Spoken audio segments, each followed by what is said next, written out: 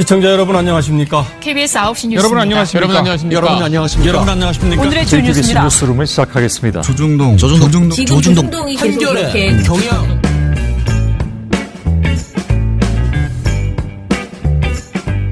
민원연의 미디어 탈곡기 332화를 시작하겠습니다. 네, 안녕하세요. 저는 민원연의 김원경 사무처장입니다. 네, 활동가 이봉우입니다. 이정일입니다. 예, 잘 쉬셨습니까? 저와 봉우 씨는 어제 못 쉬고 출근을 했습니다. 어제 뭐 게시물이 올라오고 막 그러더라고요. 예, 발표도 하고요. 저 죄송한데 혹시 시민방송심의위원회는 언제까지 몇 차까지?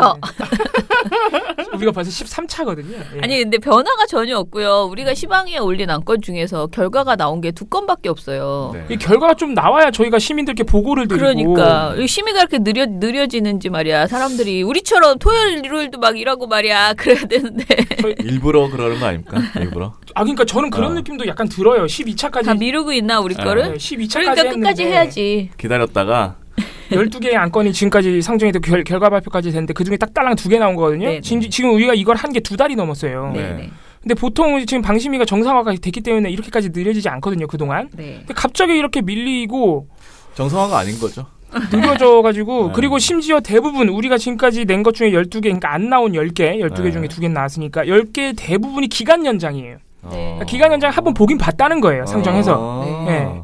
보긴 봤는데 요거 처리 못하겠다 이거 이거거든요. 못하겠다. 그러니까 좋은 말로 하면 애매모호하다. 예. 그냥 했다간 욕 먹을 것 같고 원래 옛날처럼 했다간 욕 먹을 것 같고 그렇다고 세게 해주자니 안 되겠고 그런. 그렇지. 세계 주장이 또 저 대부분의 방심위원들이 표방하고 있는 TV조선 봐주기에 또 역행하거든요. 그렇지. 표방은 안 합니다. 표방하잖아요 지금. 뭐 세게 해주면 TV에서 날아가는데. 네. 저 신모위원 같은 경우에는 내가 뭐 TV조선을 너무 봐준다는 여론이 있어서 뭐 이런 얘기까지 여론? 하는 판에. 여론 우리밖에 얘기 안 하는데 무슨 여론? 아무튼간에 좀 빨리빨리 해주셨으면 좋겠고 지금 2개 딸랑 나왔는데 하나 의견 제시 하나 법정 제재거든요. 주의였죠 풍계리가. 네. 뭐 그렇게 따지면 또 50%예요 법정 제재가 2개밖에 안 나죠. 반반이요. 우리는 아유 아무튼 아무튼간에, 걱정이 많습니다. 그나저나 자, 우리 시방이가 또 저기 다스베이더에 나가지 않습니까? 네. 어제 갔다 오셨다면서요? 예, 어제 저 갔는데 어제 이제 저희가 평소보다는 조금 빨리 오라고 해서 제가 늘 거의 9시 넘어서 가야 되는데 어제는 노는 날이라 이제 5시부터 시작하고 제 코너를 앞으로 그러니까 일부로 빼주셔가지고 7시 때 오라고 했어요. 그래서 진짜 신나가지고 이제 갔는데 또 늘어져가지고. 근데 방송은 8시 45분에 했고. 아 진짜요? 네, 중간에 그래서 나와서 9시, 저녁 먹고 완전히 그냥 9시 넘어서 끝나서 사실 결국엔 평소랑 똑같아졌고 대기 시간만 길었죠. 네. 아니, 그럼 그거 녹화를 한 4시간 정도 하네요. 4시간 정도 네, 했습니다. 4시간 올라온 건 한 2시간밖에 안 올라왔는데. 네. 그러게 말이에요. 아. 수다쟁이에요. 수다쟁이. 어제 반응이 좀 어땠습니까? 근데 저희께 사실 어제 뭐 사법농단에다가 어제 얼마나 재판거래랑 이거 여러 가지 얘기를 했거든요. 김경수 그러니까 지사 그런 얘기도 사람들이 하고. 보기에는 다스베이다에서? 네, 다스베이다의 민원연이 이제 가지고 나간 게 이 시방이 안건 하고 그다음에 이거 안건은 되게 간단하게 하고 제가 왜냐면 애초에 이번 주에도 못 나갈 게 생겼다 왜냐면 너무 사람이 많다 초대 손님이 그리고 이제 중요한 사람들이 많으니까 그래서 어제 뭐 서기호 판사 전 판사 뭐 이렇게 여러 명이 나왔거든요. 네. 그래서 내가 그러면 이제 지난주처럼 영상만 틀어드리고 그러니까 쉬는 날인데 일부러 출근하라고 해서 이걸 하게 하는 게 너무 미안하니까 오지 마라 이렇게 처음에 얘기를 했어요. 다스베이다 쪽에서. 근데 제가 시방위는 안 해줘도 되니까 지금 방통위 이 문제, 방통위의 방문진 이사 선임 문제 이거를 얘기를 해야 된다. 이거는 사람들이 너무 모르고 이거는 공중파에서 잘 안 나가기 때문에 공중파에서 할 수가 없죠. 네. 자기들이 심의 받는데. 그러니까 잘 안 나가기 때문에 오히려 여기서 꼭 해야 되니까 이제 시간을 빼달라라고 부탁을 해서 이걸 얘기하기로 해서 나간 거였거든요. 그래서 어제 이제 그 김경수 관련 우리 시방에 오는 안건은 아주 간단하게 얘기를 하고 그냥 보여주는 걸로 거의 네. 뭐 이제 퉁치고 그리고 그러니까 방통위의 그 박문진 이사 선임에 대해서 이야기를 하려고 했는데 일단은 김어준 총수는 이 김경수 범죄자 취급하는 거 이것도 이제 열 받은 거죠. 지난주에 이어서 이번 주 것도 이런 그렇죠. 거니까. 그래서 또 막 혼자서 그분은 원래 나는 한마디도 안 하는데 자기 혼자 막 해석이 난무하잖아요. 또 막 욕을 하고. 그다음에 이제 박문진 이사 선임에 대해서는 사실은 별 관심이 없었어요. 그죠? 김어준 씨는 별로 관심이 없었어. 그런데 이제 듣다 보니까 열이 받는 화가 거야. 난 거예요. 듣다 보니 화가 난 거예요. 그래가지고 화가 아이씨 관심 이런 없다고. 것도 이런 게 하나하나가 다 밀리는 기분이다. 옛날로 돌아가는 기분이다. 맞아요. 그런 생각이 든다라고 하면서 굉장히 흥분해가지고 우리가 이런 것도 하나하나 챙겨야 되는데 그래서 뉴스공장에서 이것도 좀 해달라. 저는 뉴스공장에 김영국 그 MBC 본부장이 나가서 자기가 이렇게 들었던 얘기들 이런 거 그냥 다 했으면 좋겠거든요. 그런데 좀 섭외 제가 나가는 거 말고 그 좀 섭외 좀 부탁을 하고 싶어서 뉴스공장도 해줬더니 너무 중요한 게 많아 이러시는 거예요. 그래서 그러든지 말든지 아무튼 어제는 제가 앞에서 느꼈을 때는 굉장히 놀라워했어요. 사람들이 아니 이게 적폐 이런 인사들이 어떻게 다시 박문진으로 돌아갈 수가 있나라는 것 때문에 그리고 이제 박문진 이사가 무엇을 하는 사람인지 이런 것 자체를 잘 사람들이 몰라요. 그렇기 때문에 사실 박문진 이사라고 하면 잘 모르고 MBC 이사라고 하면 사람들이 그래? 이 정도 그러니까. 아는 정도. 네. 그래서 뭐 반응은 아무튼 좋았고요. 뭐 김어준 씨나 앞에 앉아 있는 그 관객들이나 다 이거 심각하다. 그러니까 지금 일관적으로 얘기되는 게 계속 뭔가 이게 반격이 이제 그야말로 이제 자유한국당 쪽에서 하는 어떤 작업들이 아주 전방위적으로 이루어지고 있어서 그 부분에 있어서 우리가 이렇게 회귀되는 옛날로 오히려 돌아가는 그런 어떤 그 촛불혁명의 의식 이런 것들이 이렇게 사그라들고 다시 적폐들이 이렇게 상승하고 있는 분위기가 좀 있잖아요. 근데 그런 것을 느낄 수 있는 그러니까 그래서 되게 분노하는 그런 주제였던 것 같아요. 어제 그 최기화 씨 욕설도 틀어들었거든요. 그래요? 방송에서. 근데 욕은 뭐 김원준 씨가 워낙 많이 해가지고 솔직히 그 트는 게 의미가 없다는 생각이 들더라고. 그래서 내가 나 오늘 욕을 너무 많이 들어서 기다리면서 욕을 너무 많이 들어서 그리고 김원준 씨가 욕 잘 못하네 이럴 줄 알았어. 근데 이렇게 딱 틀어주니까 이럴 때는 금준경 기자가 야이씨 어찌가 같이 욕을 했어야 된다고. 같이 욕을 해줬어야 된다고. 어차피 이 사람이랑은 관계 회복을 할 수 없기 때문에 같이 욕을 해가지고 아주 묵사발을 만들어야 된다고. 자기가 막 대꾸하면서 막 이러면서 막 욕을 하더라고. 너무 웃겼어. 뭐 김어준 씨가 잘 살려줬습니다.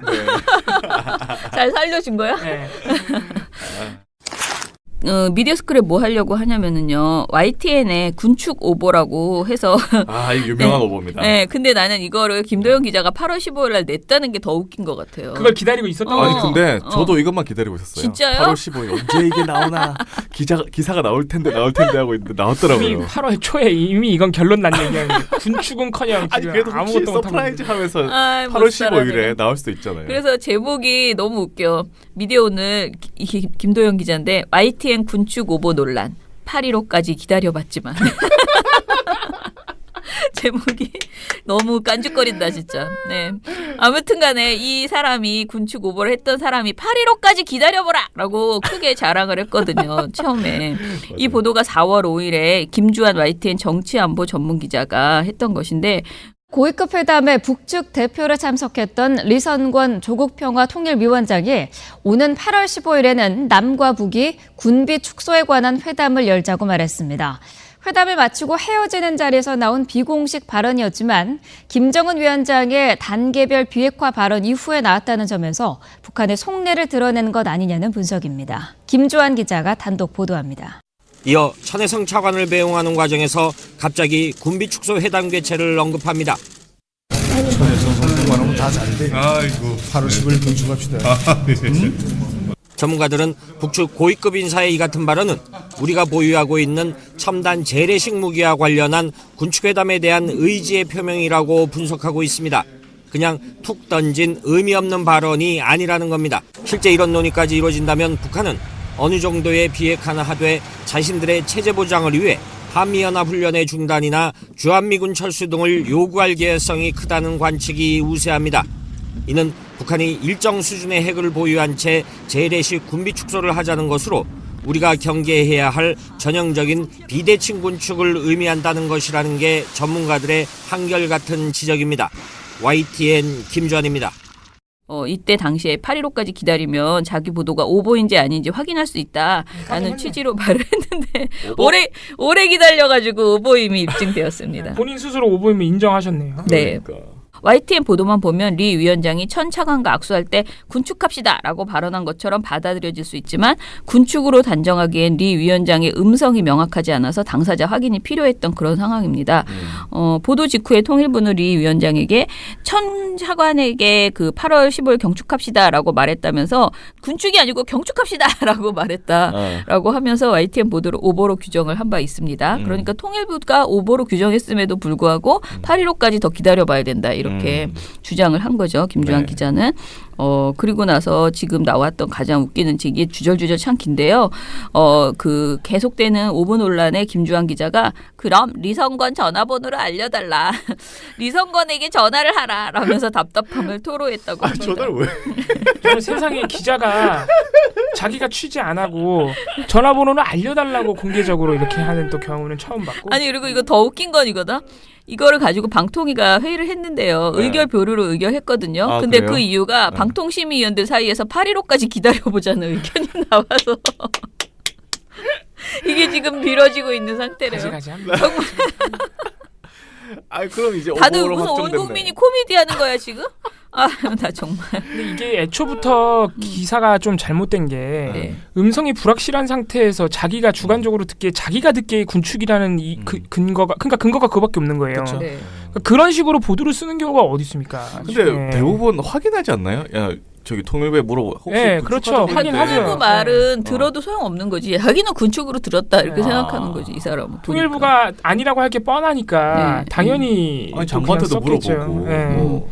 그래서 당시에 노종면 기자가 그 자신의 페이스북에 확인을 위한 보강 취재가 필수이고 기본인데 그것을 누락했다.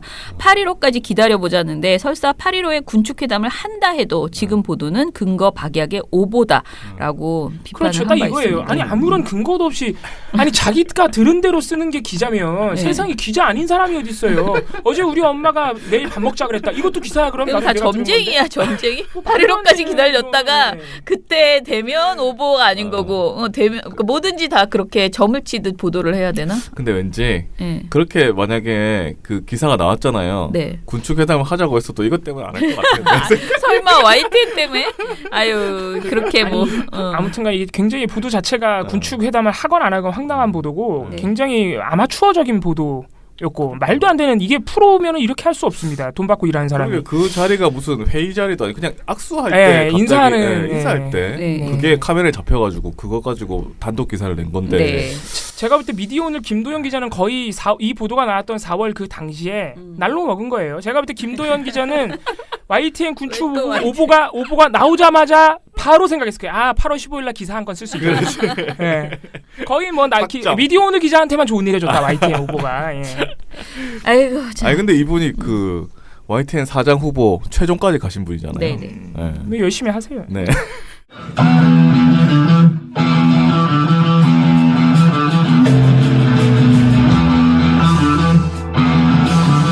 공영방송의 적폐를 몰아내는데 앞장선 단체, 매일 주요 언론을 감시하는 단체, 조중동과 삼성을 향해 잘못된 것은 고치라고 소리치는 단체, 100% 시민의 후원으로 투명하게 운영되는 단체, 이런 단체가 있다면 세상이 밝아지겠죠?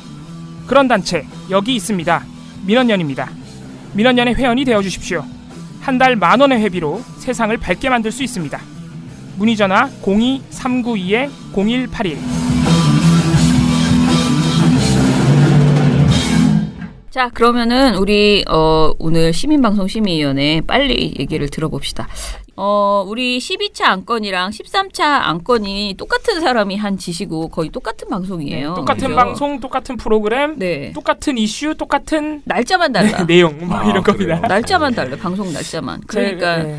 어떻게 보면 식상하기도 한데 또 한편으로는 이 조수진 특히 조수진 부장이 이분 또 나오셨구나. 동아일보 조수진 부장이 심각하다라는 걸 다시 한번 느낄 수 있는 그런 방송이었습니다. 자 12차 안건의 내용을 일단은 간단하게 설명을 드리고 그다음에 어떻게 심의 결과가 나왔는지 보죠. 네, 12차 안건은 채널A의 정치데스크 8월 6일 방송 손 흔들며 출석한 피의자라는 네. 보도 및 대담이었고요. 여기서 조수진 동아일보 부장이 나와서 네, 저도 참 평소에 김경수답지 않다 이런 생각을 했습니다. 왜냐면요, 저는 이제 노무현 정부 때 청와대를 출입했는데 당시에 연설기록 비서관 등을 지낸 김경수 비서관은 굉장히 인기가 있었습니다. 예. 왜냐?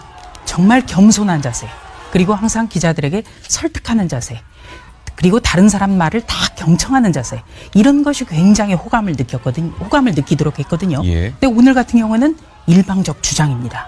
그리고 이런 피의자 신분으로 지금 걸어가는데 마치 개선장군과 같은 모습 아니겠습니까? 예. 네, 저는 오늘 김경수 경남도지사의 평소 성향이라면 이렇게 국민 여러분께 심려를 끼쳐드린 데 대해서 송구하다. 예. 네, 모든 것을 잘 말씀드리고 오겠다. 이 정도 발언을 할 줄 알았는데요. 완전히 예상이 빗나갔습니다. 예. 그래서 어떻게 보면 좀 5년 전에 이석기 전 통합진보당 의원이 법정에 들어갈 때마다 지지자들에게 손을 흔들고 주먹을 들어 보이고, 이것이 굉장히 어떻게 보면 국민 밉상처럼 느껴졌거든요. 예. 그래서 참 김경수 도지사답지 않은 참 실망스러운 모습이다, 이런 생각을 했습니다. 네. 거의 뭐 융단 폭격을 퍼부었던 김경수 지사를 범죄자로 낙인 찍는데 그치지 않고 그 지지자들까지. 예, 지지자는 도대체 무슨 죄인지 모르겠는데. 아무튼 그런 사람을 지지한 죄지요.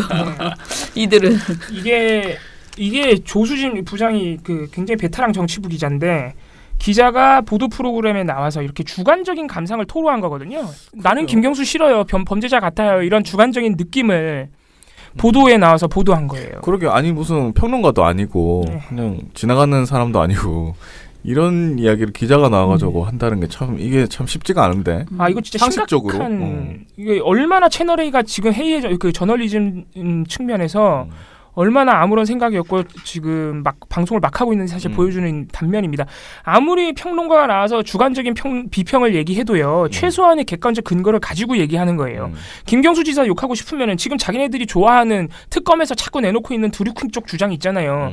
그런 거라도 한마디 하면서 하든가. 그냥 내가 좋아하던 김경수가 아니야, 이거예요. 옛날에는 아니랬는데 예. 뭐 이러면서. 지지자들이 옛날에 좋아했던 것도 내가 보기에 믿을 수 없어요. 아니 왜 갑자기 옛날에 좋아했다고 그렇게 강조를 하는 건지. 옛날에 좋아했는데 지금 실망이다, 이 얘기를 되게 많이 하거든요. 그러면서 괜히 아무런 관련도 없는 이석기 전 의원, 한명수 전 총리 가지고 와가지고 아무튼 굉장히 심각한 수준의 보도였습니다. 네. 자, 이 방송에 대해서 이제 심의 결과 얘기해 주시죠. 네, 시민분들 1,192명이 참여해 주셨고요. 역시 이번에도 상당히 분노가 많이 엿보였습니다. 권고 의견 제시 문제 없음이 총 7명밖에 안 됐습니다. 의견 제시는 아예 한 명도 없어요. 의견 제시가 가장 낮은 수준의 제재인데, 네. 나머지 이제 1,185명, 거의 100%는 다 법정 제재를 주셨고, 가장 높은 제재인 프로그램 중지 수정 정정은 64%, 네. 관계자 징계 24%, 경고 8%, 주의가 4%, 요 정도로 나왔습니다. 상당히 높은 제재를 내리신 거고, 이게 이제 그 제재 사유들을 보면은 저희가 지적해드렸던 부분에서 크게 벗어나지 않습니다. 범죄자 취급을 하면서 지극히 사적인 감정을 털어놓은 수준 이하의 보도다. 무죄 추정의 원칙을 무시하고 마치 범죄가 이미 입증된 것처럼 보도했다. 시청자로 하여금 유죄라는 심증을 갖도록 유도했다. 아, 진짜 이거 방심 위원들이 들어야 됩니다. 어떤 분은 개인적 감상은 SNS에나 써라, 뭐 이런 그러니까 의견을 남겨주셨습니다. SNS에서도요, 기자들 이런 거 잘 못 써요. 못 쓰죠. 쓰면 안 되죠. 안 기자들은 돼요. 공인이기 때문에. 어떡하려고. 저희가 이 적용 조항 같은 경우에는 3개를 제시해 드렸어요. 제13조 대담 토론 프로그램, 제14조 객관성, 제23조 범죄 사건 보도 등 이 3개인데, 사실 이 보도가 워낙 심각해서 이 3개 조항을 거의 다 정면으로 위반한 겁니다. 특히 그렇죠. 제일 심각한 게 제13조 객관성은 당연히 기본적으로 들어가는 거고, 네. 제일 심각한 게 제13조 대담 토론 프로그램인데, 왜냐면은 이 채널A 보도가 이 제13조의 모든 내용을 다 위반했어요. 보면은 정말 놀라울 정도로 마치 이 방송을 위해서 만들어진 것 같은 조항이에요. 읽어드리면, 대담 토론 프로그램은 형평성, 균형성, 공정성을 유지하여야 한다. 대담 토론 프로그램은 출연자 선정에 있어서 대입되는 견해를 가진 개인과 단체의 참여를 보장하여야 한다. 대담 토론 프로그램은 토론의 결론을 미리 예정하여 암시하거나 토론의 결과를 의도적으로 유도해서는 안 된다. 대담 토론 프로그램에서는 진행자 또는 출연자가 특정인을 조롱 또는 희화화하여서는 아니 된다. 보면 전부 위반했죠. 이거는 제 생각에 방심위가 헐렁하다는 걸 알고 동아일보가 야 이거 다 한번 위반해보자 이래도 안 받을 거야 이러면서 한 것 같은데요. 그러면 진짜 다 위반했어요. 김경수 지사를 희롱했죠. 희화화했죠. 이렇게 다 할 수 없는데. 유죄라는 결론을 내려놓고 토론을 했죠. 그리고 형평성 균형성 없죠. 조수진 부장과 다른 의견을 가진 출연자 단 한 명도 없었죠. 전부 위반한 거예요. 그러니까. 놀랍습니다. 이 시민들이 이거를 어느 정도 알고 계신 거예요. 그래서 보통 제14조 객관성에 제일 많이 선택하시는데 이번에는 제13조 대담 토론 프로그램을 84.5%로 가장 많이 적용을 하셨습니다. 시민분들이 그러니까 이 심의해 주실 다 때 읽으면서 진짜 꼼꼼하게 하시는 것 같아요. 그러게요. 교육이 되는 것 같아. 이게 이 조항에 대한 교육이 이제 확실하게 되셨어요. 거의 이제. 저희가 방송심의 아카데미. 그러니까요. 그 다른 거 뭐 좀 특별한 내용 그런 거 없었어요? 네, 저희가 제안해드린 거 외에 이제 다른 조항들을 적용하시는 시민분들이 꾸준히 계십니다. 이 제20조 명예훼손 금지, 제27조 품위유지 이번에 이렇게 두 개를 더 적용을 하셨더라고요. 맞아요. 명예훼손 금지는 저희가 예전에도 말씀드렸지만 저희는 제시해드리기가 좀 어렵고 시민 여러분들께서는 당연히 적용할 수 있습니다. 왜 명예훼손인지 아시겠죠? 27조 품위유지는 이거 좀 재밌는 건데. 이 방송이 너무 개인적 감정을 토로하다 보니까 시청자에게 불쾌감을 줬다 이겁니다. 이게 품위유지가 이제 시청자에게 불쾌감을 주는 표현을 쓰지 말라는 조항이거든요. 자, 그러면은 우리가 이제 이번 심의가 똑같은 사람이 한 말이라고 했잖아요. 똑같은 방송.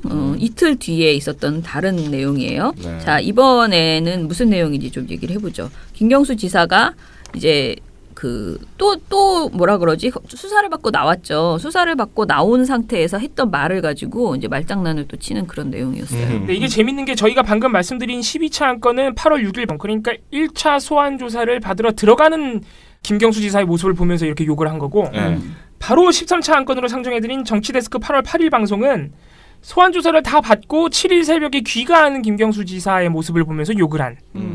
근데 내용은 다르지만 취지는 똑같은 게 맞아요. 개인적인 감상을 막 토로하면서 똑같이 조수진 부장이 난 김경수 너무 싫어. 이거 유죄야. 이런 자기의 개인적인 감상을 막 토로하는 내용인데 사실 내용으로 보자면 이번 게 더 심각해요. 제 개인적으로 판단하기로는. 왜냐면은 앞서 말씀드린 12차 안건은 정말 개인적 감상이잖아요. 예전에 참 좋은 사람이었는데 난 지금은 싫더라 막 이런 거예요. 집에서 막 엄마랑 할 것 같은 그런 얘기예요. 근데 이거는 엄마랑 이런 얘기를 왜 해? 근데 이번 거는 굉장히 심각한 게 이제 거의 대놓고 유죄라고 말하는. 진짜. 네. 그럼 대놓고 유죄라고 말하는 비유가 아니라 감상이 아니라 대놓고 유죄라고 말하는 건데 그 근거가 진짜 웃깁니다. 어떤 거냐면은 8월 7일 새벽에 김경수 지사가 나오면서 기자들이랑 짧게 문답을 가졌어요. 그래서 먼저 충분히 설명했고 소상히 해명했다 이렇게 말씀하신 다음에 기자가 특검에서는 유력한 증거를 확인했다고 하는데 그렇게 보십니까? 라고 물어봅니다. 그러니까 김경수 씨가 뭐라고 대답하냐면은 그런 유력한 증거 그런 거를 저희가 보기에는 확인했다고 생각하지 않습니다라고 대답해요. 장시간 동안 조사받으셨는데 어떠하셨습니까? 충분히 설명했고 소상히 해명했습니다. 수사에 당당히 임했습니다. 특검이 유력한 증거 제시했다고 했는데 확인하셨습니까? 저희들은 그런 증거 유력한 증거나 이런 걸 저희들은 확인했다고 생각합니다. 그랬더니 이 채널A 김민지 기자와 조수진 부장의 관심법이 시작됩니다. 뭐라 그러냐면 이 영상을 심지어 본인들이 보여줘요. 그 인터뷰 영상을. 보여준 다음에 뭐라 그러냐면 김민지 기자가 그러니까 이 김경수 지사의 마지막 발언이 좀 자기 발등을 찍은 것 아니냐 이런 말이 나오고 있는 건데요. 다시 한번 보시면 특검이 유력한 증거를 제시했다고 생각하시느냐 질문을 했더니 유력한 증거 확인했다고 생각 안 한다고 얘기했거든요. 지금 본인의 혐의를 부인하고 그런 일이 없다고 하는 상황에서 유력한 증거가 없다, 확인했다고 생각하지 않는다. 이 말은 유력한 증거를 본인은 그럼 알고 있는 것 아니냐 이런 의혹이 생길 수도 있는데 조 부장님 이 말 어떻게 생각하세요? 네. 이게 진짜 황당한 건데 이런 논리 구조를 참 대단하다. 진짜 짱이다. 진짜. 기자가 유력한 증거를 확인했다고 하는데 어떻게 보세요? 그래가지고 유력한 증거 그런 걸 확인했다고 생각하지 않습니다라고 그냥 대답한 거예요. 근데 그거 가지고 김경수 지사가 유력한 증거라는 워딩을 썼다는 이유만으로 아 저거 봐라. 김경수 지사는 자기가 죄를 지어서 유력한 증거가 뭔지 알고 있다 이거예요. 그걸 피해가고 있다 이런 식의 주장이죠 지금 채널A. 진짜 대단하다 대단해. 진짜. 그러니까 그 취지는 뭔지 알겠어요. 김경수 지사가 그 워딩을 썼기 때문에 보통 그런 워딩을 안 쓸 텐데 썼잖아. 야 저거 봐 유력한 증거가 본인은 뭔지 알고 있는 거야. 그걸 숨기고 있는 거지 이런 주장을 하고 있는 거거든요. 근데 생각해 보세요. 기자가 와가지고 유력한 증거 확인했다고 하는데 어떻게 생각하세요? 물어보는데 그래서 기자가 그렇게 물어보니까 아, 그 유력한 증거 그런 거 이렇게 말이 나온 거예요 그냥. 아니 심지어는 기자가 그렇게 물어보지 않았다 해도 그 말 한마디 가지고 이렇게 추론할 수는 없는 겁니다. 사실은 말도 안 되는 흔히들 말하는 뇌피셜이죠. 채널A의 뇌피셜. 아니 뇌피셜도 이거 너무 심하잖아. 이게 뭐야. 굉장히 심한 비약이죠. 심지어는 자기 발등을 찍은 것 이런 표현은 김경수 지사가 유죄라는 거를 이미 전제하고 있는 거죠. 이 방송은. 더 심각한 건 이제 조수진 부장 우리의 주인공. 뭐라 그러냐면은 지금 바로 김경수 경남도지사의 이 발언이요. 서초동의 이른바 법조타운에서 화제입니다. 아 그렇습니까? 예, 저 점 때문이죠. 예. 그러니까 통상적으로 검찰이나 특검의 조사를 마치면 성실히 답변하고 왔다. 최선을 다해서 대답하고 왔다. 이렇게 대답을 하는데 특검이 유력한 증거를 확인했다고 생각하지 않는다? 이 말은 자신의 혐의가 입증될 만한 유력한 증거가 무엇이기 때문에 바로 이 부분을 가지고 있는지를 봤을 수가 있고요. 예. 똑같은데 이게 더 심각한 건요. 이거는 김경수 지사가 한 말도 안 했다고 주장한 거예요. 심각한 왜곡이에요. 진해도 보여줬어요 영상을. 김경수 지사가 그 유력한 증거 관련 발언하기 전에 충분히 설명했습니다.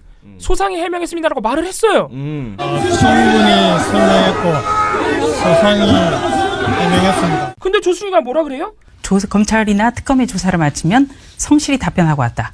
최선을 다해서 대답하고 왔다. 이렇게 대답을 하는데 특검이 유력한 증거를 확인했다고 생각하지 않는다? 이 말은 그러니까 한 말도 안 했다고 하면서 지금 이 말을 하고 있는 거예요. 지들도 5분 전에 보여줘놓고 이거 무슨 이거 알츠하이머 보도도 아니고 메멘토. 네. 웃기는 짓입니다 정말로. 그러니까 얼마나 무리한 주장을 하다 보니까 이렇게 한 말도 안 했다고 주장하는 황당한 사안이 벌어지는 겁니다. 야, 진짜 어떻게 그게 또 그렇게 연결이 될까? 네. 또 하나는 이 조순진 비판이 더 심각한 게 이제 카더라를 들고 나옵니다. 뭐라 그러냐면은 오늘 제가 그 특별수사통 검사장 출신 변호사에게도 통화를 한번 해봤습니다. 통화해 보셨군요. 네. 예. 주요 피해자 때 1차 조사 때 유력 증거를 제시합니까? 라고 했더니 그분 대답이 대한민국 검사라면, 그러니까 여기서는 특검으로 바꿔도 되겠습니다. 예. 수사기관에서는 유력한 증거를 1차 조사 때 제시하는 법은 없다. 결정적일 때 꺼낼 것이다. 특히 요즘의 수사 관행에 있어서 주로 영장 실질 심사 단계라든지 아니면은 법정에서 판사에게 문서가 아니라 그것도 귀뜸으로 한다. 왜? 바로 피의자의 방어권을 원천적으로 차단하기 위해서다. 이런 이야기를 하고 있습니다. 예. 사실 저는 이 방송에서 제일 웃기다고 생각하는데 그 특검이 스스로가 유력한 증거가 있고 소환조사 때 제시하겠다라고 스스로 말해놓고 지금 못한 것 같거든요. 김경수 지사 표현에 의하면. 그러면 사실 이 현상이 벌어졌을 때 이 사람이 이렇게 말을 하면 정상적인 언론이라면은 특검 뻥쳤네? 이쪽으로 초점이 가야 돼요. 그런데 엉뚱하게 이 얘기만 계속하고 이제 와서 그걸 감싸주느라고 나는 조수진 저 발언이 딱 그거예요. 특검이 사실 뻥친 게 아니다. 원래 그런 거다. 특검은 지금 더 센 걸 갖고 있지만 이틀 전에 그때 내놓을 거다라고 우기는 거지. 특검이 사실상 굉장히 허풍을 떨면서 언론 플레이만 하고 제대로 된 증거도 없으면서 지금 계속 벌리고 지금 있는 그런 상황에서 게다가 이제 또 구속영장까지 막 청구하고 그렇게 막 뭐라 그럴까 사람을 압박하고 뻥치고 이런 것을 물론 뭐 끝까지 가봐야 되겠지만 그런 거 계속 하고 있는데 그러면은 언론이 그거에 대해서 얘기를 해야 되는데 그 얘기는 안 하고 원래 특검이 뭐가 쥐고 있어도 원래 이틀 전에 아니면 재판 당일날 얘기하는 게 그게 특검이야. 그게 실력 있는 거야. 이런 식으로 지금 헛소리를 하고 있는 거죠. 근데 귀등으로 뭐 증거를 제시한다는 게 말이 돼요? 아니 검사 측에서 재판하다가 갑자기 증거가 오거나 하는 경우가 있어요. 재판 도중에 갑자기 서류가 오거나 갑자기 드라마 보면 많이 나오잖아요. 드라마 보면 많이 나오죠. 근데 실제로 그렇게 한다 그래요. 그래. 그런데 그러니까 이게 처장님 말씀하신 부분에서 굉장히 악의적인 거. 그러니까 근거도 없이 막 선동을 하고 있는 거예요. 야 특검은 유력한 증거 가지고 있고 저거 봐 김경수 지사도 유력한 증거라고 말하잖아. 막 이런 지금 말도 안 되는 이건 뭐라 그래야 되죠? 이거는 뭐 주관적인 보도도 아니고. 이거 뭔가 하나 꼬투리 잡으려고 거짓말이에요. 거짓말. 지들끼리 술 먹으면서 하는 얘기를 하고 있는 거예요 지금. 이걸 보도랍시고 하고 있는 거고 네. 이게 더 심각한 거는 채널A가 보통 이렇게 특검은 원래 유력한 증거 쥐고 있어도 1차 조사 때는 아니야 이런 말을 지들이 하고 싶으면요 보통 출연자들에게 하게 하겠죠. 네, 그렇죠. 패널에게 하게 하거나. 하겠지. 그런데 갑자기 조수진 부장이 나와가지고 어디 누군지도 밝히지도 않고 카더라를 하나 가져와가지고 막 이렇게 얘기하는 것 자체가 스스로 굉장히 그런 주장의 신빙성이 떨어진다는 걸 스스로 증명하고 있는 거예요. 그러게요. 아니 신빙성 같은 거 원래 없었어요. 누구한테 전화를 했는지 몰라도 참 그런 걸 또 방송에 나와가지고 그 얘기를 한다는 게. 그러니까요. 아니 예전에 선거 때 안철수 캠프 그거 포스터 만들어준 사람까지 전화 연결하는 채널A가 아니 왜 이렇게 대단한 변호사 전화 연결을 못합니까? 왜 커더를 하고 있습니까? 웃기는 짓이죠 정말로. 그래서 훨씬 더 심각하다. 거의 유죄를 확정짓고 지금 방송을 하고 있고 아까 구속영장을 청구했다는 얘기가 나와서 말씀드리자면은 8월 15일 날 결국은 특검은 이제 구속영장을 청구했고 이게 특검으로서는 유력한 증거를 가지고 있든 말든 간에 이게 약간 어쩔 수 없는 면이 있습니다. 보여주기 위해서라도 압수수색도 하고 막 하는 거예요. 그렇죠? 영장도 청구하고. 근데 사실 지금 정리해보자면 특검 쪽에서 흘리는 거를 채널A 동아일보가 진짜 7월 초부터 무지하게 보도했습니다. 엄청나게 했는데 정리해보자면은 특검에서 가지고 있는 거는 드루킹의 진술과 그러니까 드루킹 일당의 진술과 드루킹 일당이 제시한 증거에서 나온 일부 대화 내역 이거밖에 없어요 지금. 맞아요. 그 대화 내역도 흘린 거 보면은 차근차근 보면은 확실하게 김경수 지사가 무슨 킹크랩 시연에 참석을 했다거나 뭘 지시했다거나 이런 대화 내용은 또 없어요. 그러니까 돈을 줬다거나 그런 것도 없어. 아무것도 없어. 그냥 생각했던 것보다 좀 친한가 보다 이 정도? 아주 과하게 해석해봐야. 그러니까 아무것도 없는 상황이에요. 어제 김어준 씨도 그렇게 말하던데 아무것도 없진 않지. 드루킹 일당 측의 주장만 있는 상황이죠.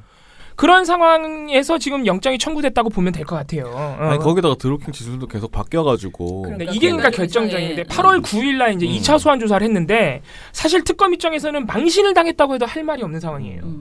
유력한 증거 2차 조사 때 나오지도 않았죠. 심지어 대지실문 거의 히든 카드라고 할 수 있는 대지실문까지 했는데 거기서 드루킹의 진술이 바뀌어버렸어요. 김경수 경남지사와의 대질 조사에서 드루킹 김동원 씨가 일부 진술을 바꾸는 등 오락가락했던 것으로 전해졌습니다. 킹크랩 시연을이 김 지사로부터 100만 원을 받았다는 기존 진술을 사실상 부인했다고 김 지사 측이 밝혔습니다. 또 문건에 지난해 6월 김 지사를 직접 만나 오사카 총영사직을 추천했다고 기록한 것과 달리 전 보좌관 한모 씨를 통해 청탁을 전했다고 말을 바꾼 것으로 전해졌습니다. 그동안 김 지사의 공모 근거로 여겼던 드루킹의 진술에 허점이 생긴 겁니다. 킹크랩 시연과 관련해서 심지어는 조선일보에 보냈던 그 장문의 편지하고 내용이 정반대로 바뀌어버렸거든요. 그러니까 뭔지는 보도가 많이 돼서 아실 거예요. 킹크랩 시연을 다 있는 자리에서 했다 그랬는데 대질신문 하다가 말이 바뀌었죠. 갑자기 당황하더니 단독으로 독대하면서 보여줬다고. 그러니까 이게 어떻게 보면 특검으로서 상당히 당황스러운 일이기 때문에. 입증할 수 없으니까 또 햇소리하는 거지.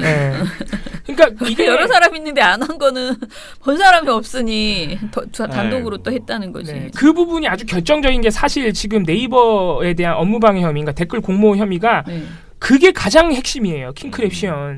근데 이 부분에서 드루킹의 진술이 바뀌어버렸기 때문에 특검은 사실 아무 카드도 쥐고 있지 못하다는 걸 스스로 증명해버린 꼴이거든요. 지금 대진신문까지 했는데 그래서 상당히 당황스러운 상황이고 근거라고 그러니까 직접적인 근거라고 할 수 있는 게 사실 잘 없는 상황이다. 그래서 영장 실질 심사가 내일 있을 예정이거든요. 17일. 근데 이 법원이 하도 그지 같으니까 이거 되는 거 아닌가 그런 생각도 들도. 가는 데까지 이 법원이 너무 망가져가지고요. 믿을 수가 없어요. 그러게. 근데 그래도 김경수 씨 사건은 나는 진짜 요즘 심각하다고 생각해요. 저는 그렇게까지 갈 거라고 생각하지 않습니다. 내일 이제 귀추가 좀 주목되죠. 이게 범죄가 얼마나 소명됐느냐. 아니면 또 특검이 영장 청구하면서 내건 그 근거가 증거인멸 우려거든요. 근데 과연 김경수 측에서 인멸할 만한 뭔가를 가지고 있는지도 사실 의문이고. 그런데 그런 측면에서 내일 한번 결과를 또 지켜봐야겠습니다. 네.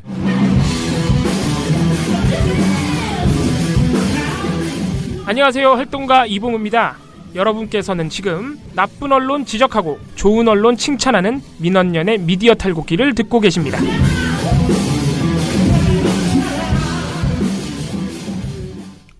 네, 저희가 오늘 하나 더 털어드릴 텐데 뭐냐면은 이제 6월 10일 날 북미 정상회담까지 있었죠. 4월 27일 남북 정상회담 이후에 그 이후에 채널A TV조선 종편이 과연 북한 보도를 뭘 하고 있느냐. 네. 저희가 한번 체크를 해봤습니다. 한동안 북한 관련 보고서가 안 나왔죠. 왜냐하면 7월부터 저희가 정신이 없었어요. 뭐 최저임금부터 시작해서 여러 가지 이슈가 터지다 보니까.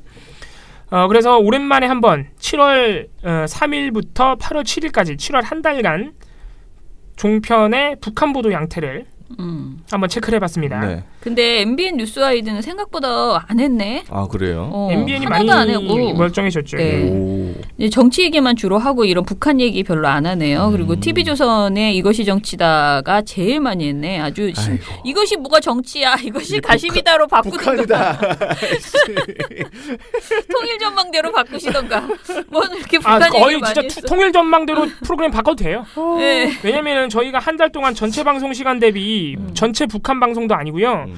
북한 방송 중에 보도할 만한 가치가 있다. 예를 들어서 뭐 북미 정상회담 후속 조치라든가, 뭐 남북 군사회담이라든가 여러 가지 회담 관련된 내용들 이런 건 저희가 다 뺐어요. 그래 보도할 만하다. 그래서 뭐만 추린 거냐면은 북한 관련 가십만 추렸어요. 저희가 진짜 이걸 왜 하나 싶은 거. 대표적인 게 뭐냐면은 김정은 파파라치.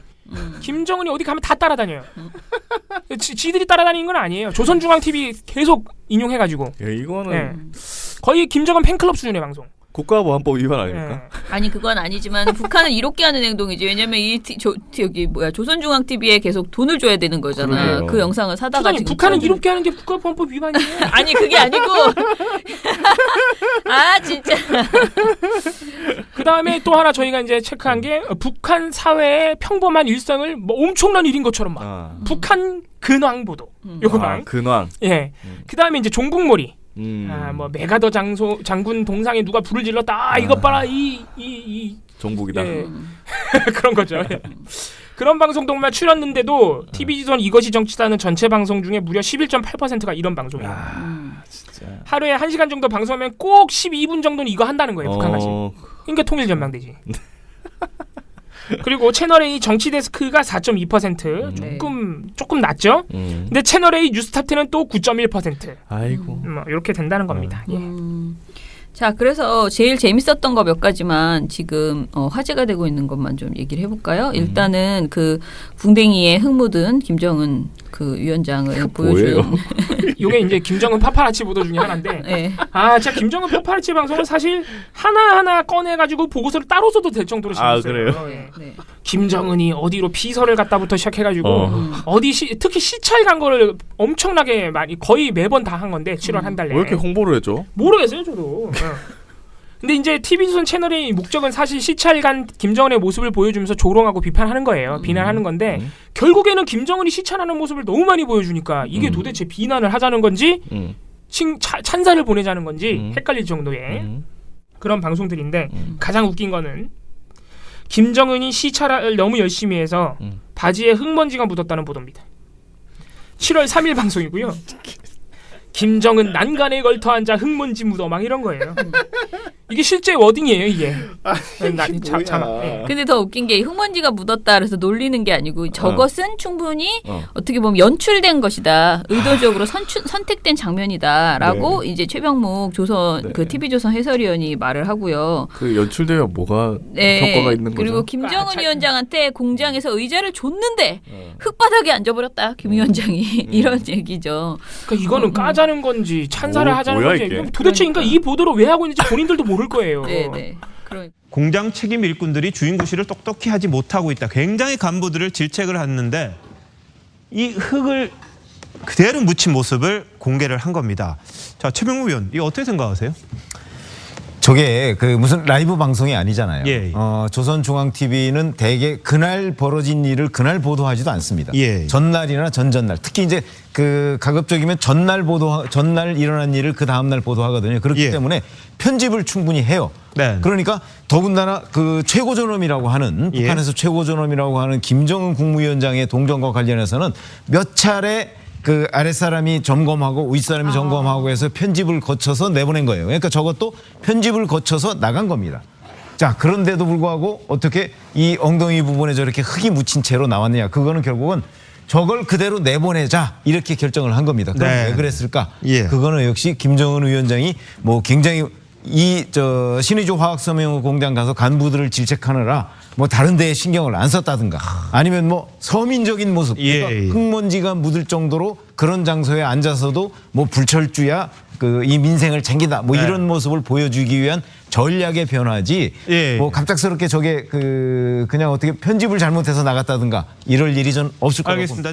네, 이게 이제 7월 2일 날 김정은 위원장이 신의주 화학섬유공장 시찰을 했대요. 난 몰랐어. TV조선 때문에 참 여러 개 배웁니다. 그래서 이거는 이제 다음 날 바로 보도해 거의 조선중앙TV급이에요. 다음 날 바로 해주고 있으니까 거의 바지에 흙먼지 묻었다고 이거를 몇 분 내내 하고 있는 거예요. 막 웃기는 방송인데 더 웃긴 거는 윤정호 앵커가 자, 그런데 최진봉 교수님 지난번에 남북 정상회담 할 때 판문점에서 소독한 펜 같은 거도 안 쓰고 이제 김여정이 갖다 준 걸 썼거든요. 근데 굉장히 깔끔하게 뭐 몇 번을 뭐 그 경호원들이 가서 하고 그랬다는데 저렇게 또 덜 써갖는 거 보니까 또 좀 이상하네. 이상하긴 하네요. 이런 말을 하고 있고. 쇼다 이거죠. 네.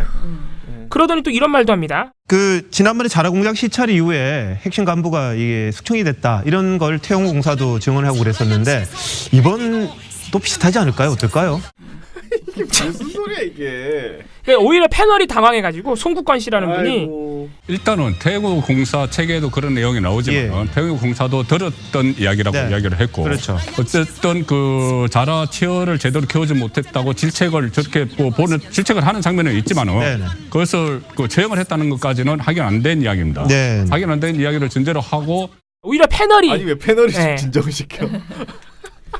아니 거기서 대답을 하라는 게 그럴 수도 있죠 이렇게 말하라고 지금 앵커가 지시한 건데 요즘 패널들은 그렇게 또 저기 하지 않거든요. 안 걸리고 싶어서. 왜냐면 나도 걸리면 안 되거든. 그러니까 너는 잘리지 않고 버티는데 난 잘릴 수 있다 이러니까 패널이 오히려 그건 좀 오바 아닐까요? 이렇게 얘기를 하는 거죠. 이런 방송을 하고 있는 겁니다. 그다음에 뭐 북한 사회의 평범한 일상을 막 엄청난 것처럼 보도하는 내용들은 뭐뭐 있냐면은 북한의 길거리 캐스팅, 북한의 중매 결혼, 북한 뷰티 열풍, 북한의 생수 뭐 이런 겁니다. 이런 거 우리도 다 했는데 우리도 남한 중매 결혼, 남한 생수, 남한 뷰티 열풍. 도대체 이런 걸 왜 하냐고. 북한 소식을 알고 싶으면 TV조선을 볼 수밖에 없거든. 그렇죠. 이런 이상한 상황이에요. 그리고 사실 이제 가장 문제적인 거는 종북몰이식 보도 방송들인데요. 뭐 메가더 동상 반대하시는 분들이 이제 동상에 불을 지르고 뭐 이런 일들이 있었어요. 그런 거를 보도하면서 굉장히 여러 번 보도해요. 심지어는 그런 거를 집중 조명하면서 이제 통일운동하는 분들을 싸잡아서 종북으로 이제 비판하는 그런 내용의 방송들입니다. 예를 들어서 메가더 동상 같은 경우에도. 이제 메가더 동상을 반대하시는 분들은 왜 이제 반대하냐면은 미국이 남북 분단의 책임이 크기 때문에 특히 메가더 장군 같은 경우에도 굉장히 강경파였기 때문에 이 남북 분단의 책임이 있다. 그러니까 동상을 세울 만한 분은 아니다. 이렇게 반대하는 거거든요. 그래서 이런 일도 있는 거. 물론 근데 동상에 불 지르는 건 이제 공공인물 파손이기 때문에 책임을 져야죠. 근데 그런 식으로 이제 접근하는 게 아니라 어떻게 비판하냐. 그럼 저분이 없었으면 아마 이 인천 상륙 작전이 없었을 것이고 그럼 우리가 어떻게 됐을지 모르는 상황인데 저기에 대해서 그렇게 불만이 많은 이유가 뭡니까 도대체? 그러니까 인천 상륙 작전이 없었으면은 이 전황이 그때 뒤집지 못했습니다. 그렇다면은 아마 이 뭐 통일이 적화 통일이 됐겠죠.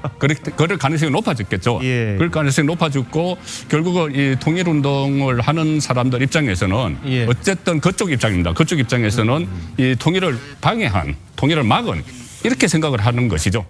이렇게 되면은 마치 통일 운동하는 모든 시민들이 적화 통일을 바라는 것처럼 매도를 해버린 거죠. 그게 아니라 이거예요. 남북 분단의 책임이 있으니까 동상은 세우지 말자 이건데 완전히 이 사실관계를 왜곡해가지고 심각한 방송 이런 내용들을 저희가 이번에 좀 짚어본 겁니다. 아이고. 아무튼 윤정호 앵커는 제가 보기에는 여러 가지 측면에 있어서 좀 수준이 떨어지는 것 같아요. 뭐 안 그런 앵커가 있나 싶긴 한데요. 아니 저는 특히 윤정호 앵커가 굉장히 온순하게 진행하는 척하면서 차라리 TV조선의 뭐 김미선 앵커나 엄성성 앵커는 이렇게 쇼라도 이렇게 막 잘하죠. 윤정호 앵커는 빼거리 하나도 없이 굉장히 점잖게 하는 척하면서 이상한 소린 다 해. 그래도 이분이 한 큐가 있습니다. 그래요? 옛날에 뉴스 9 진행할 때 앵커셨거든요. 네, 맞아요. 그때 한참 앵커 브리핑 이런 바람이 불 때 박타령. 박타령 불렀어? 네, 박타령을 앵커 브리핑에서 맞아 실제로 생각났다. 네. 뭐 침박, 탈박 뭐 할 때 약간 했지요. 네, 그런 그거 식으로. 할 때 완전 했는데 레고였죠, 레고. 근데 그때 저기 TV조선 시청률이 하도 안 좋으니까 다 묻혔는데 저는 어떻게 하다 그거 봐가지고 배를 잡고 웃었던 적이 있습니다. 진짜 기절할 뻔했습니다. 침박, 원박, 짤박, 붓박, 탈박, 복박, 진박에 진진박, 중박, 뼈박, 진박, 조롱박. 원박은 원조 침박, 짤박은 잘린 침박, 붓박은 붙어있는 침박, 탈박은 탈출한 침박, 복박은 돌아온 침박입니다. 진박은 박근혜 대통령이 총선에서 진실한 사람들만 뽑아달라고 하면서 생긴 진실한 친박입니다. 진진박이란 말도 있습니다. 너도 나도 진박이라고 하자 진짜 진실한 친박이라는 뜻입니다. 중박은 어중간한 친박, 뼈박은 뼛속까지 친박, 진박은 짐이 되는 친박, 조롱박은 조롱받는 친박입니다. 다시 한번 보고 싶네요, 그거. 이분이 6.13 지방선거 결과에 대해서 끔찍하다고 했던 분이기도 하고요. 근데 진짜 그거 진짜 우리 심의 결과 나왔대요. 끔찍하다. 아무래도 그렇게 아마 우리나라의 정당 사상 또는 선거 사상 저런 결과를 보수 정당이 가져온 경우는 처음 아닌가. 그리고 앞으로도 거의 있지 않을 것 같은 결과를 넣으니까 네, 지금 그림 한번 보시면 참 끔찍하죠. 끔찍하죠. 어떤 의미에서는. 그러니까 지금 보면 사실은 TK 지역, 즉 경북과 대구만을 권고 나왔습니다. 권고. 아 그거 우리가 넣었으면 아직까지도 심의 안 나왔을 텐데 우리가 시방위로 안 냈거든요. 네. 그냥 이렇게 그 짤로 풀었죠. 민원연 짤 뭐 이렇게 짤방해서 풀었잖아요. 근데 권고밖에 안 나왔다고 그러더라고요. 끔찍하네요. 방심이 끔찍하다. 진짜. 방심이도 지방선거를 끔찍하다고 생각하고 있다. 뭐 이 정도로 우리가 받아들이면 되겠습니다. 아, 그러네. 네. 아 그렇잖아요. 아 그러네요. 네. 아유 아무튼 속 터집니다. 바람이 불어오는 곳 민원연 회원캠프 그곳으로 가네 9월 8일 9일 그대의 머릿결 같은 회원 여러분 나무 아래로 지금 신청하세요.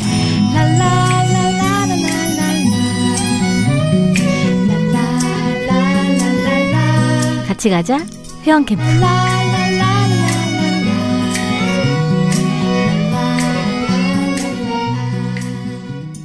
미령곰탱님 화요일 수요일 방송 잘 들었습니다. 먼저 화요일 방송 듣고는 아직도 언론은 그네 편이에요? 그네 편이라고 생각드네요. 리을해라고 하죠. 아, 리을해예요? 그냥 이게 리을이 근을 이렇게 붙였으면 리을이 되니까. 아 그래요? 그런 식으로 쓰기도 합니다. 리을의 편이라고 생각드네요. 정말 기무사 문건 나오고 든 생각은 만약에 리을해가 장기 집권했으면 끔찍했을 듯 싶네요.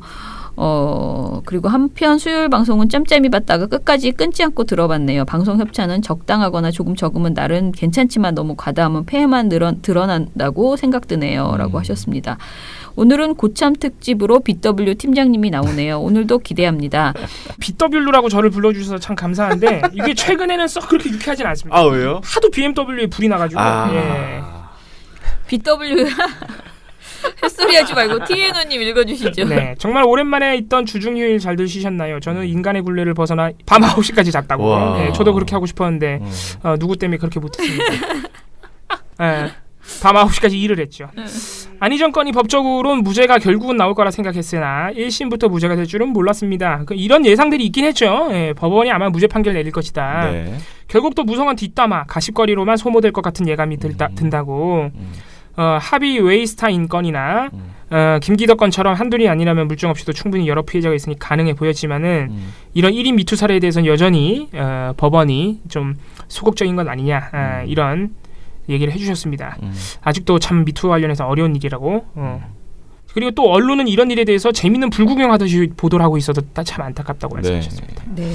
어제 우리가 440416님 댓글을 본 지 좀 된 것 같기도 하고 어제 또 방송날이 다스베이더 방송날인데 440416님을 또 못 뵀어요. 네. 자, 그래서가 아니고 이거 댓글 보다가 지금 안희정 그 재판 결과에 대해서 이제 나온 보도들도 그렇고요. 재판 결과가 나오고 나니까 더 깐족거리는 보도들 있죠. 그러니까 정말 2차 가해 수준을 넘어서는 네. 재판 결과에서 왜 재판부가 인정하지 않았는가. 사실 그것을 이렇게 정상적인 기자로서 이렇게 읽어본다면은 사실 그게 재판부의 주장이 합리적인가를 지적하는 기사가 나와야 되는데 그게 아니고 이것 봐라 김지은 씨는 피해자가 아니다라는 식의 기사들이 굉장히 많이 쏟아져 나오고 있는 거예요. 재판부도 이렇게 판단했고 실제로 이 사람은 피해자가 아니야. 이 사람은 피해자답지 못한 행동을 너무 많이 했어. 이 기사를 굉장히 여기저기서 내고 있더라고요. 그래서 사실 이 부분도 좀 애초에 저희가 얘기했던 안희정 재판 관련된 보도 자체가 비대칭적으로 안희정 씨에게 너무나 유리한 내용으로 흘러갔다라고 이야기를 했었는데 이제 재판 결과가 이렇게 나오다 보니까 그걸 가지고 더 신이 나서 부적절한 보도들이 많이 쏟아져 나오고 있는 그런 상황이더라고요. 어제 저녁에 추정 60분에서 보도를 했다고 하던데 방송했다고 하던데 워낙 늦게 해서 다들 이제 몰랐을 거라 그러더라고요. 밤 11시 40분에 추정 60분을 했대요. 원래 안희정 원래 늦게. 그래요? 안희정 재판 아무튼 조금 더 지켜보고 언론이 어떻게 하고 있는지 저희도 좀 대응을 해야 되겠다라는 생각이 들고요. 저도 막 정철웅 기자한테도 인터뷰 이제 전화를 받고 어떻게 생각하냐 뭐 어쩌고 저쩌고 막 했는데 사실 이번에 이런 재판 결과가 나오는 데 있어서 언론의 역할이라고 하면 너무 좋은 뜻이고 언론의 악역이 너무 나쁜 행동이 너무 많았었다라는 것은 사실 반성을 해야 돼요. 그런데 오히려 그런 목소리 하나도 없고 제가 지금 말씀드린 것처럼 거듭 칭찬하는 그런 보도들이 나오고 있어서 아주 불쾌합니다. 그리고 또 제가 칭찬하고 싶은 제가 주말에 막 그 페이스북에 주말이 아니고 노는 날 썼던 PD수첩. 정말 내용이 좋더라고요. 예, PD수첩 정말 여러분 꼭 보십시오. 이번 주와 그러니까 지난 화요일 날 방송했던 것은 그 기무사 문건 그러니까 계엄 문건 그것의 의미를 정확하게 그러니까 이게 저희 딸한테 내가 이거 보라고 했었거든요. 그랬더니 걔가 그 계엄 그거 장난 아니야? 그냥 그러니까 어른들이 군인들이 모여서 장난으로 만든 문건이라고 다들 생각하는 경향이 있더라고요. 별거 아니야. 왜냐면 이게 사실 종편에서 많이 말하는 주장이잖아요. 그러니까 별거 아니다 이거. 원래 훈련 때 하는 거다. 뭐 이런 그냥 식으로. 이렇게 막 장난으로 몇 명이 모여서 쓴 거다라고도 얘기하고 별 의미 없다라고 얘기하는. 근데 그게 사람들이 우리가 지금 사실은 굉장히 뭐라 그럴까 전쟁 불감증이 뭐 문제된다라는 얘기 많이 하잖아요. 우리는 이제 웬만한 일이 벌어져서 놀라지 않아요. 그래서 그 사건에 대해서 그 계엄령 문건이 얼마나 충격적인 건지 사실 둔감해진 거죠. 사람들이. 게다가 종편이 그렇게 하라, 조중동이 그렇게 하라 계속 우리한테 얘기하죠. 이거 아무것도 아니다. 실제로 벌어진 일도 아닌데 호들갑이다. 이거는 문재인 정부가 괜히 적폐청산하기 위해서 이게 하는 어떻게 보면은 그냥 선전이다라고 그런 식으로 이제 접근을 하는데 이 PD수첩은 그게 아니다라는 걸 아주 정확하게 실체를 가지고 딱딱딱 보여주더라고요.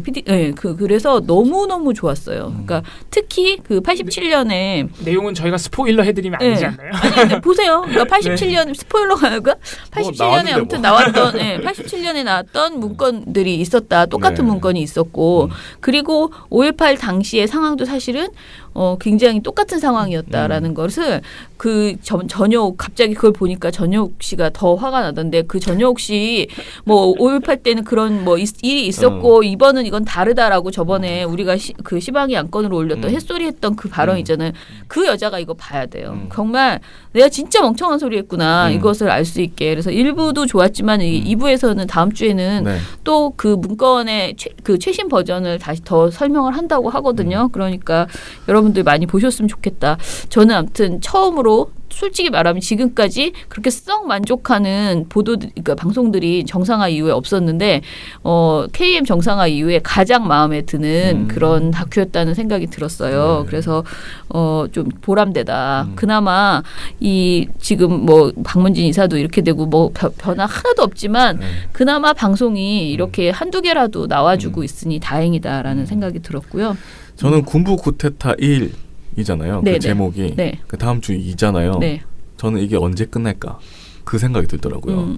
원래 두부로 하면은 상하로 끝나거든요. 네네. 근데 그렇지가 3, 4 않고 계속 갈 수 있겠다. 저는 어디까지 갈지 그것도 궁금해요. 2에서 끝날지. 저는 2에서 끝날 거라고 보지는 않습니다. 그래요? 네. 그럴 수도 있겠네. 네. 물어봐야겠다. 왜냐면 방송을 하면서 네. 제보를 받더라고요. 네네. 그 자막이 나오던데 맞아요. 저도 네네. 봤거든요. 방송 끝날 때도. 근데 대부분 그때 방송에 나가면서 그 제보를 받는 게 아니라 다음 할 거를 한참 전에 하죠, 사실 제보가. 한 달 전? 네. 뭐 네네. 그 정도 거를 받아요. 제가 볼 때는 이거 한 3개나 4개 정도 나갈 것 같다 이런 생각도 들었습니다. 네. 아무튼 재미있었습니다. 꼭 보세요. 네. 자, 기무사는 이제 프로 쿠데타러라고 뻑하면 쿠데타만 중요합니다. 네. 프로 쿠데타로야? 네. 자, 그러면은 내일 저희는 주성치로 찾아뵙겠습니다. 민원연 미디어 탈곡기는 내일도 열심히 털어드리겠습니다. 탈탈탈. 안녕. 네, 오늘 뉴스데스크 마치겠습니다. 청년에게 꿈과 희망을 채널 A가 함께합니다. KBS 9시 뉴스 오늘 순서 모두 마치겠습니다. SBS는 앞으로도 내일 끝까지 뵙겠습니다. 파이팅하겠습니다. 오늘 8시 모두 뉴스 여기서 마치겠습니다. 시청해주셔서 고맙습니다. 뉴스팔 여기서 마치겠습니다. 저희들은 내일도 최선을 다하겠습니다. 여러분 고맙습니다. 탈탈탈. 안녕. 우리 아빠는 슈퍼맨이에요. 종편 막말 패널들도 퇴출시켰고요. 보도지침 책도 만들었고요. KBS, MBC 적폐의 사진도 퇴출시켰고요. 언론교육도 하고요. 매일매일 방송과 신문을 감시해요. 너희 아버지 뭐 하시는데? 민원연 후원해요. 언론을 정상화시키는 확실한 길. 한 달에 10,000원 민원연 후원으로 가능합니다.